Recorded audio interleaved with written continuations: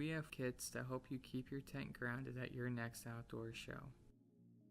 They all use webbing that connects directly to our canopy's D-rings, which are located on the canopy's 4 corners. Before we dive into the kits, let's go over how to install the stakes to our canopies. Here, we are using our deluxe stake and attaching the webbing to it.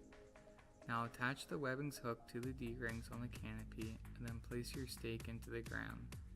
Depending on the ground, you can push the stake in or you can use a hammer or rubber mallet.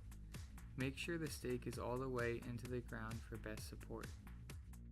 You can now adjust the fasteners to tighten the webbing. Our basic stake kit includes 4 PVC stakes, 4 nylon webbing straps, and a carrying bag. When using this stake, the webbing attaches as shown. The deluxe stake kit includes 4 steel stakes, 4 nylon webbing straps, and a carrying bag. When using this stake, the webbing attaches as shown. Our premium stake kit comes in 2 sizes, 12 inches and 16 inches. Each kit includes 4 steel stakes, nylon webbing, and the bag. When using the stake, the webbing attaches as shown.